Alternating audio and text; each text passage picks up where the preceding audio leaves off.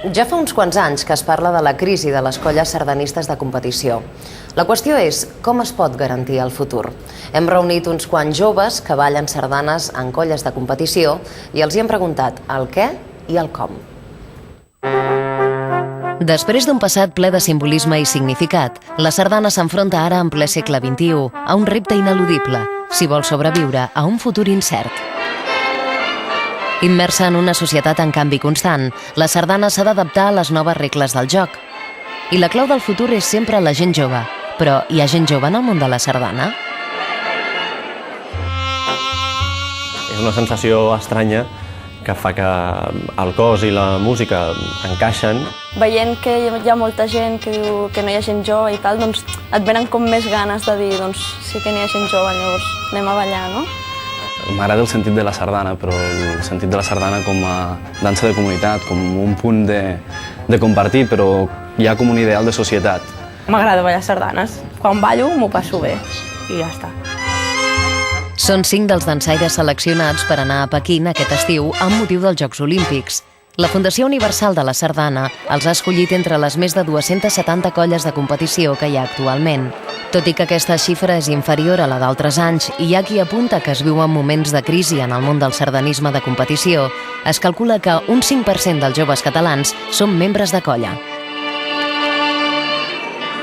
L'activitat actual és el normal de qualsevol tipus de diversió que hi ha avui en dia.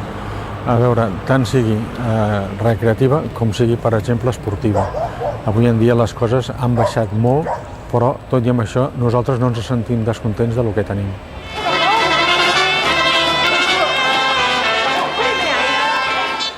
Un passat gloriós i un present per alguns acceptable i per altres no tant. Però i de cara al futur? Tot això s'ha de remodelar. En canvi, estem vivint amb aquest concepte antiquat de concursos llargs i ferrarosos. Jo crec que la sardana s'ha d'actualitzar, s'ha d'adaptar als nous temps i s'ha de canviar el concepte. Que la gent jove vegi que no és algú apagat, que és dinàmic, que és festiu, que no, aquella imatge que tenen és que només balla la gent gran, no? Fer-ho una mica més divertit, animar els concursos, canviar el format, potser.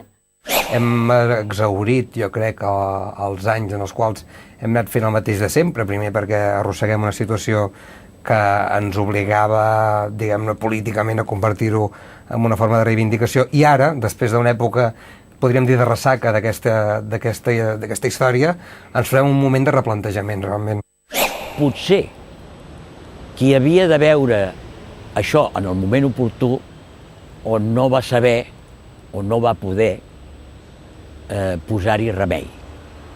Perquè, evidentment, quan s'agafen les coses amb temps, el remei existeix.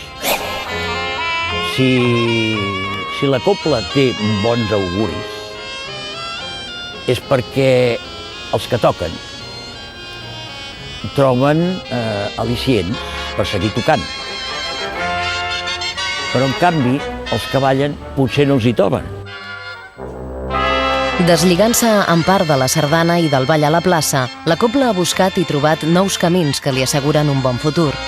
Ha ampliat el seu repertori, ha experimentat amb nous gèneres i, sobretot, ha buscat l'excel·lència. La reglamentació acadèmica de tots els instruments de la cobla i l'augment de l'activitat concertística han estat claus per aconseguir aquests propòsits.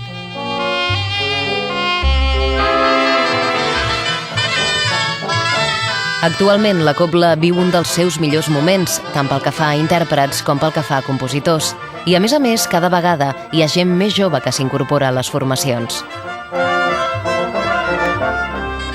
L'aplec de reafirmació bemolla va ser tot un èxit. Les teles es van fer ressò, els músics de cobla van tornar a tocar cobla, els sardanistes van tornar a ballar sardanes, els cargols que deien banya van tornar a pujar a la muntanya. Quan vaig començar aquí a Catalunya Ràdio, quan els tècnics sabien que havien de gravar el programa de sardanes, el primer que em feien era no sé què. Bueno, ara ja no ho fan, com a mínim han canviat el xip. No sé si perquè han fet una tasca pedagògica aquí dintre que ha anat sorgint efecte i que han vist que el món de la sardana també es pot explicar d'una altra manera, o pel que sigui, no? Com a mínim en aquest sentit ha anat canviant. Però aquesta idea, així és com ho veu la gran majoria del país, no? La societat catalana. Música. Primer riuràs, després lligaràs... Dansaire de colla de competició des dels 10 anys, Quim Rutllan és el responsable de temes de sardanes i música per a cobla de Catalunya Ràdio. Un lloc privilegiat per intentar apropar la sardana a la societat. En tot el que fa hi ha sempre la mateixa intenció.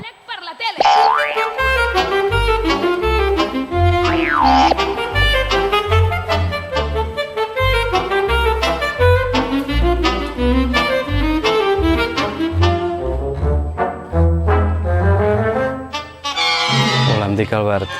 Hola, Albert! Tinc 3 problemes. Soc jove, sardanista i jove sardanista. Són joves, sardanistes, i se'n riuen dels complexos i dels prejudicis. De fet, tothom et pregunta, això no és una cosa de gent gran? Sí, és una cosa de gent gran, per sort.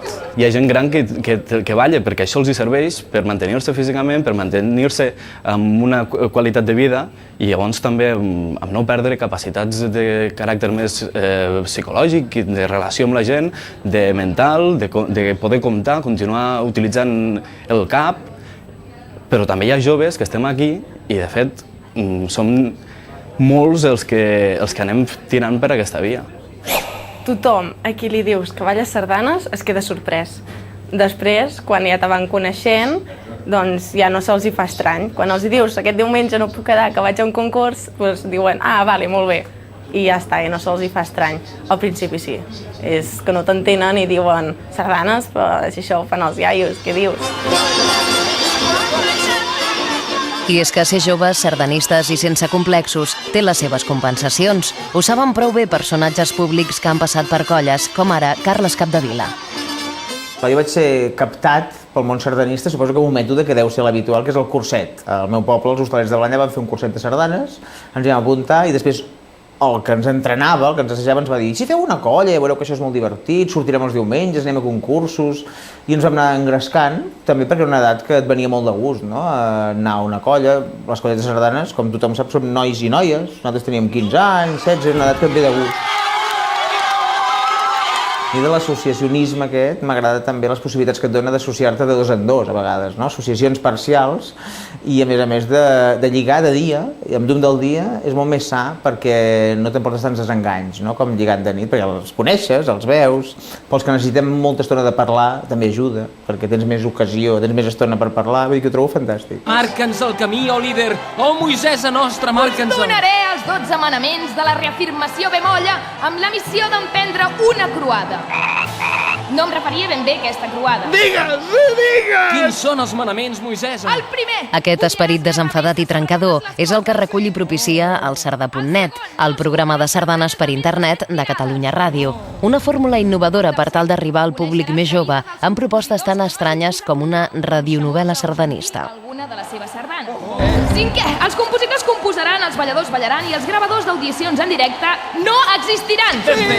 Sisè, no ballaràs sardanes amb poliesportius decorats amb senyeres ronyoses d'aquelles de l'època de la República. Sí, que en comprin de noves. Quanta saviesa estic veient la llum! Calla. Què pretén? Desacomplexar.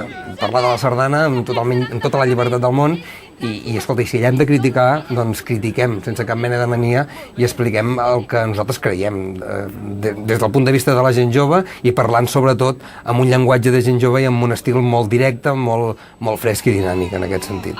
Ens han criticat moltíssim aquell estil, però de tota manera jo crec que hem anat marcant una línia i que la gent jove dins del món de la sardana l'ha entès.